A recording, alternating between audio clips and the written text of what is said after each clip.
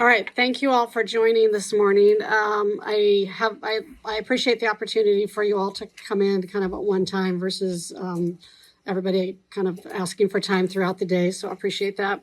I just have a few remarks, and then I'm happy to answer any questions you might have. So I just want you to know, as we have been really tracking the measles across the United States and here at home in Nebraska, we knew that it was just going to be a matter of time before we had our first case here in Lancaster County. And as you know, and I shared in the press release, we've not had a case here in Lancaster County since 1990. So we did get a confirmed case late yesterday afternoon. The person is an adult who was appropriately vaccinated and had no out-of-state travel history. So we're working very closely with the Nebraska Department of Health and Human Services. Just a reminder, we want people to know that measles is a highly contagious disease that's spread through the air by breathing, coughing, sneezing. And it is possible that residents who were in the same location as this person may have been exposed. So as a reminder, we have two locations, the Walmart on North 27th Street, 4700 North 27th Street. Specific dates and times, January 18th between 1 and 3:30 p.m. And then the MedElite Urgent Care located at 7120 South 69th Street on January 25th between the hours of 1:30 and 5 p.m. So if people were at these locations, we asked them to fill out a risk assessment survey that's available on our website at lincoln.ne.gov/measles. They'll also want to check their vaccination status and watch closely for signs and symptoms of measles. So I'm happy to take any questions at this time.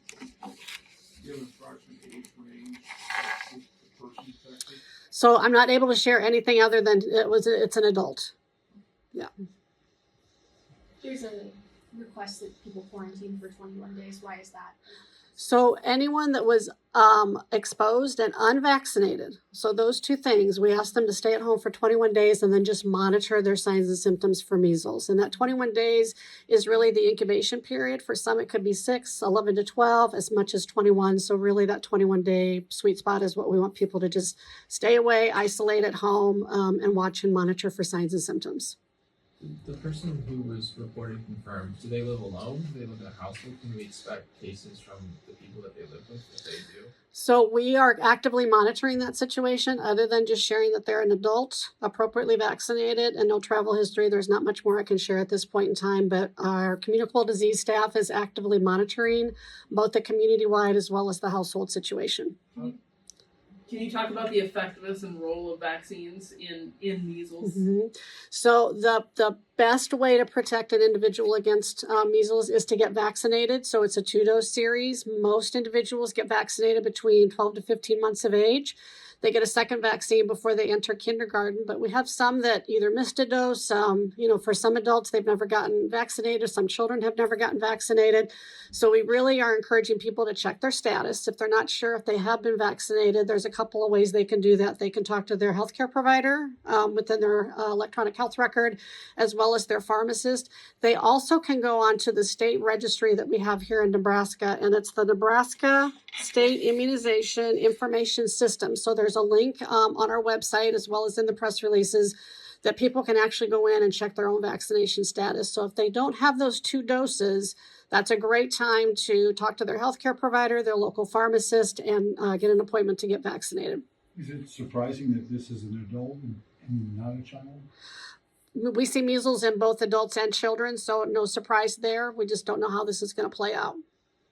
People are going to make the comment that this individual was appropriately vaccinated and yet still contracted measles. Can you dispel questions about why that is? Great question, and we just don't know why. We don't have enough information that really it could be a number of different things. So for example, the vaccine, you get about a 93% protection with that first vaccine. You get about a 97% protection with the second vaccine. So there's about 3% of the population that's just not going to build up that immunity to it. But that's why within a community, when we think about population health, we talk about herd immunity. So if we can get about 95% of the population vaccinated against measles, that protects those that either are not getting vaccinated or do not build up that immune response. Are you expecting more measles cases in the future? That's a great question, and we don't know. We are actively monitoring those that have been exposed and anybody else that thinks they may have been exposed. So time will tell. How did you identify those two locations, the urgent care and the Walmart? Is that because this adult only went outside of their house 2 times since January 18th? Correct. That's the information that that individual shared with our communicable disease staff. What's the level of worry with families in Lincoln that are most vulnerable to measles? So I get very concerned about the little ones that are not old enough to get vaccinated. So that's anywhere from birth up till that 12 months of age when they can get that first vaccine. Sometimes individuals that are immunocompromised, if they don't build up that immunity, they just want to be cautious of that. Anybody that's more vulnerable as far as the senior population, the very young. So there are some populations that we get a little bit more concerned and worried about. Can you talk about the secondary risk with measles? It destroys your immune system and then leaves you susceptible to other things. So I get very concerned about, because this disease is highly contagious and can really increase the kind of the medical or the health implications. If you take a look at the statistics across the nation with measles, we're seeing a high rate of hospitalization, severe illness. You can have everything to the worst case where we have people that have died. So in 2025, there were 3 individuals that died from measles.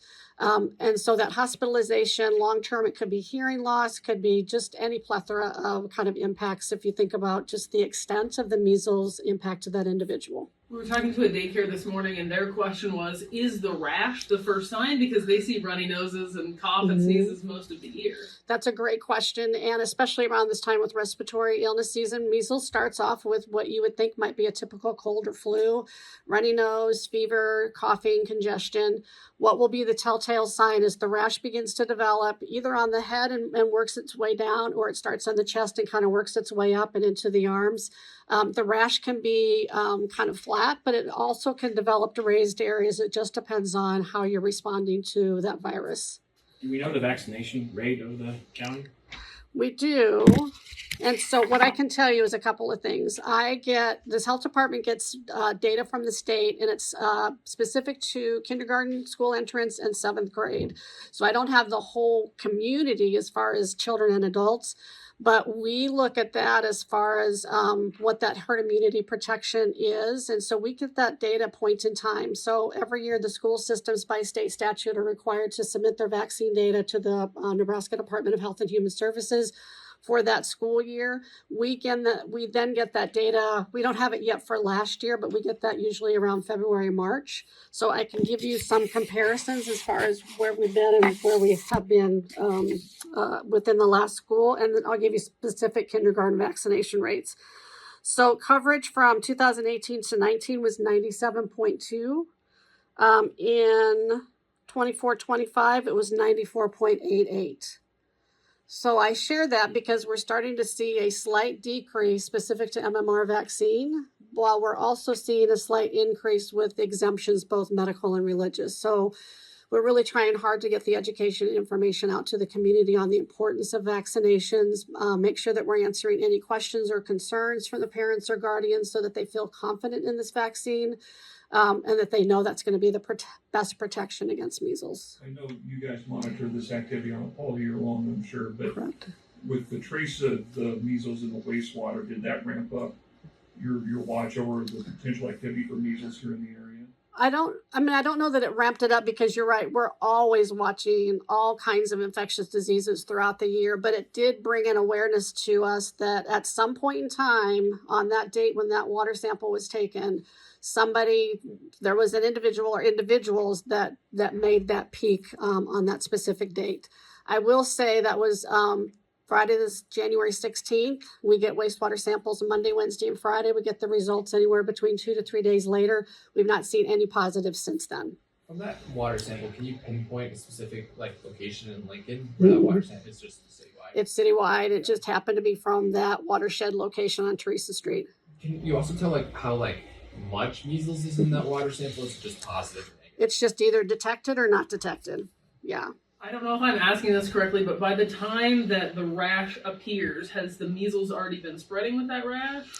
Yeah, so about 4 days prior to, so there is that exposure period that we get very concerned about. And so that's why we ask individuals, where have they been, as based on when they started to see specific signs and symptoms. there a way to test for measles before that stage, or? No, that really has to be based on the signs and symptoms that are coming forth. Yeah.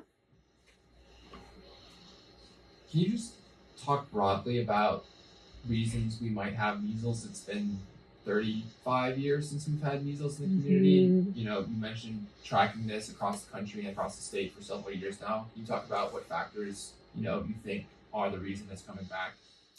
So I think it's a number of things. I don't think it's one specific factor, but I think, if you look at travel across the last 25, 50 years, we are a much more mobile community, especially internationally, and then coming back into the United States. We are seeing, as I mentioned, the data, we're seeing more individuals choosing to exempt from vaccines. And so I think that's making a powerful impact that they're either getting unvaccinated with one dose or the parents or guardians are choosing not to vaccinate, as well as on the individual level as an adult. So I think it's a number of different factors that are happening simultaneously over time. And to clarify, the infected person does live in Lincoln, or is it out in the county? That person living They live in Lancaster County, in Lancaster County. which includes the city of Lincoln. Yep.